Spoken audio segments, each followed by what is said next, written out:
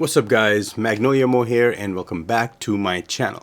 This is my review of the Pioneer Elite VSX-LX505. I got this from Best Buy for $8.99 as part of their holiday season special deal, right? So what I like about the Pioneer Elite LX505 is that it has 9 channels of amplifier power, but it is also scalable to 11.1 with additional amplifiers.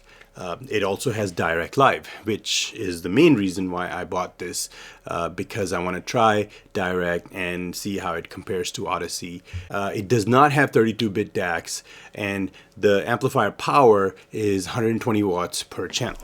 So I set up the receiver in the same spot as where my Marantz 8805 went, and it fit nicely there. The HDMI inputs were enough for all of my sources.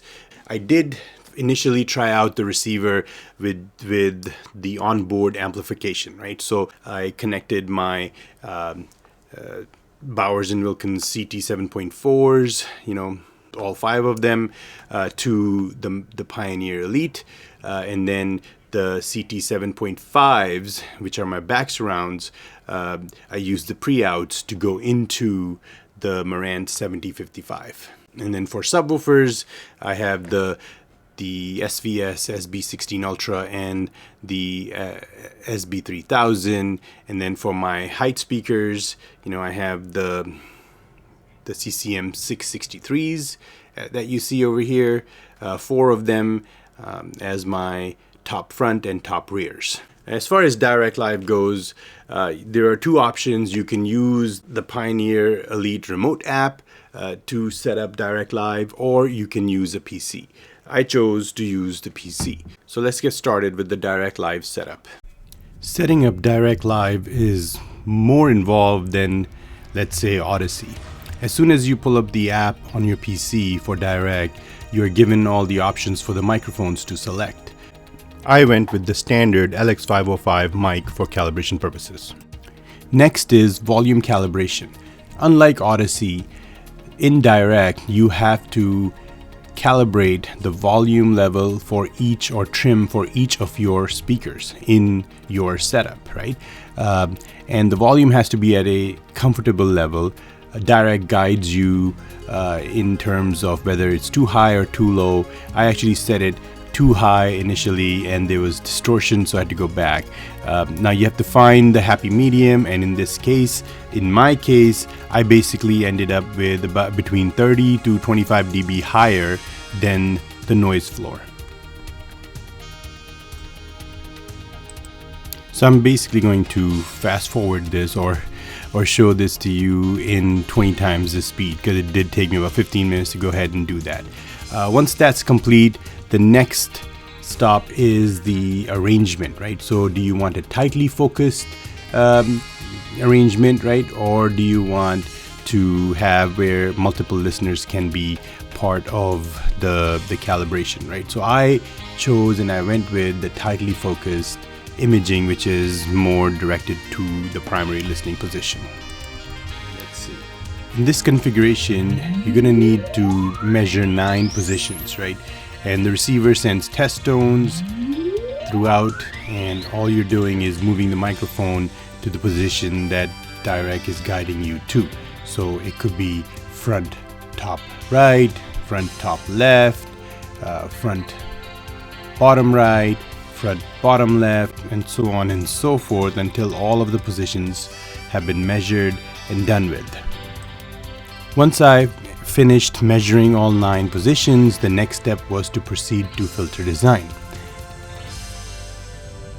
And then Dirac goes through and designs the phase correction filter, gain, delays, magnitude response filter, and that's it. Once the filter is available, then you can save the project under whatever name you want. I'm going to call it Dirac, and then give it a date, save it.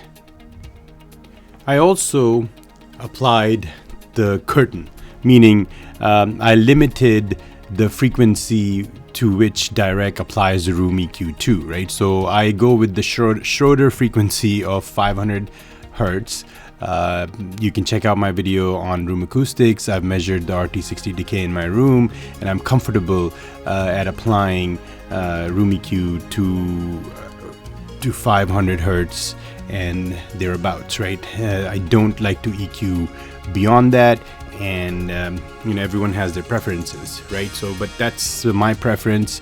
Now, once you've done that, now you can export the filter to your receiver. You can call it, instead of calling it slot 1, I'm going to call it Dirac, and I'm going to update the date and hit the replace existing filter button. If you have Wi-Fi, this may take a lot longer. I am hardwired to the internet, so to the Ethernet essentially, and the process of exporting this to the receiver was much quicker, much faster than I anticipated. Here is the OmniMic average response of the two subs, the SB16 and SB3000.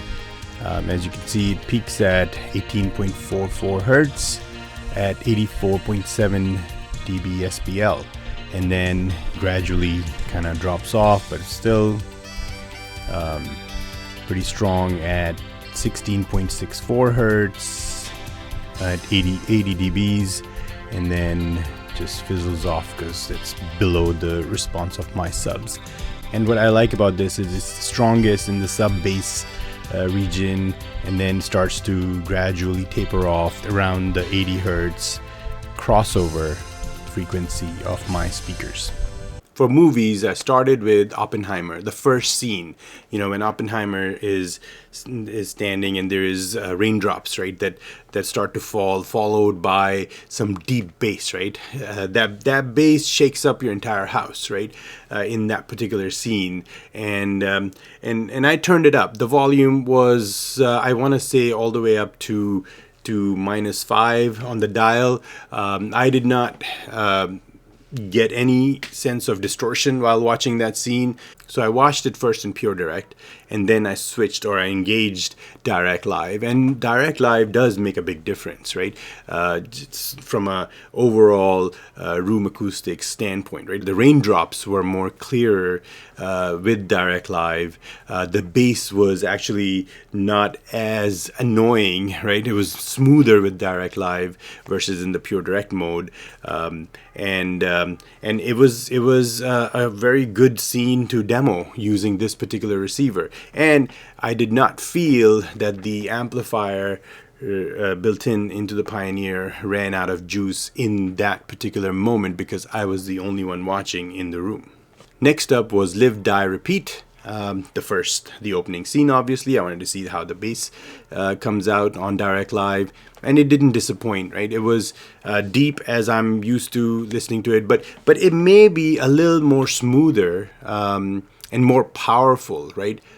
Compared to Odyssey, right? And that's just me. Maybe it's placebo again, but I did not feel that my subs were going to blow up, right? And it was strong enough to shake the walls and the window frame that it normally does, that particular scene. And then throughout the movie, the Dolby Atmos was very engaging with the Pioneer Elite's built-in amplification. The top fronts and top rears were vivid and created a nice Dolby Atmos, effect, and a nice bubble where I was watching the movie. And then things got a little interesting. Over the weekend, I had friends and family over. There were I want to say about 7 people in this room, right? And I was demoing some scenes for them. The first one that I demoed was the Oppenheimer that played really well, and because it was on disc, right? And then the next one that I showed off for them was the latest Deadpool movie, Deadpool 3, right? And that was also very good, right? The opening scene from that movie in Dolby Atmos was, the bass was good, the soundtrack was awesome. I did not feel, now I was creeping up, in the volume area with everybody in the room. I was around -2, -3 maybe, and then I switched to Alien Romulus, which is on my Voodoo app, but I was playing it via Apple TV, right? And as you guys know, you have to turn up the volume on Apple TV, maybe like 5 to 6 dBs. I had forgotten that I had limited the volume level on the Pioneer to 0, right? I'm not sure why I did that. With Alien Romulus, I was at 0 and it just sounded dead, right? And I felt the need, the urge to go higher. So when I actually updated that setting and removed the limitation, I was up to +8 or +9 on the volume dial. I've never gotten that high, when I used to have the Marantz here, right, using my amplifiers. So I would say that 120 watts, is enough if you are the only one watching. But if you have many people in the room, the sound tends to absorb more, and you may tend to increase the volume, higher, and the receiver in those scenarios may run out of juice, right? And that's why it is, I think, a good idea to utilize the multi-channel pre-outs and go into external amplifiers, because the Dirac live processing is awesome. Okay, I can 100% tell you that without any doubt, right? It's just the receiver with the 120 watts, and then when you're demoing a scene that's got all the speakers going, you're gonna run out of juice. IMAX Enhance is great, right? With IMAX Enhance audio, using the Sony Core app or the Blu-ray discs that I have, sounded great. Dolby Atmos sounds really good and engaging. The bass is smoother. I want to say, and I'm going to show you this, the target curve, right? With Odyssey versus with Dirac Live, there is more energy, in that sub-bass region with Dirac Live, and that kind of rings true, because people often say that the bass is anemic with Odyssey, right? It is not the case with Dirac Live, right? It's actually more powerful in the sub-bass region than I've ever heard. And then using the amplifiers that are built in and the Chromecast that's built in, I listen to music from Tidal. You will get high resolution audio with the Chromecast built-in app, in addition to Dolby Atmos audio on the Tidal app. So from a music standpoint, I listen to SACDs, high resolution audio via my PC, using the built-in DACs, right? And the sound is good. It's not as refined, right, as the Marantz, right, the 8805A, because it had the Saber DACs. I'm not sure what DACs are built into the Pioneer. I did not get a chance to Google that for this review, but it's not on their website. So from a DAC standpoint, or from a built-in decoding standpoint, the DACs are sufficient for movies, but for music, it just tends to seem a little less refined. The highs are not as smooth as I'm used to, let's say, from the Marantz or from an external DAC. So if you're going to use the built-in DACs on the Pioneer, my recommendation would be to maybe just listen to multi-channel music, because that does sound good. But if you're just going to listen to 2-channel music off of the built-in DACs, off of Chromecast built-in, or off of Tidal or Apple Music or whatever app you use, you may find that it's not the best, right? But that's just my experience. Again, it's subjective. All right, so one final note. When I was using just the Pioneer built-in amplifiers, right, at medium to relatively high volumes, it's fine. Once you start cranking up the volume, the sound actually starts to get on the brighter side. To me, that's a sign that the amplifier is running out of power and you're going into that distortion area. So you are better off using external amplifiers on this particular receiver. Now, if you have a smaller room and you don't listen to music or movies, you don't crank it up that high, then it's perfectly fine. Don't get me wrong. All right.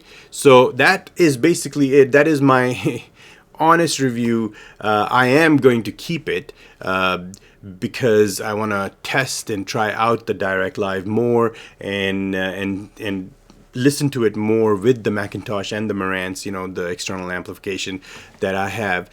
So far, I do like it, you know, from a movie watching standpoint only, right? When it comes to stereo music, I would rather listen to it off of an external DAC versus the built-in DACs.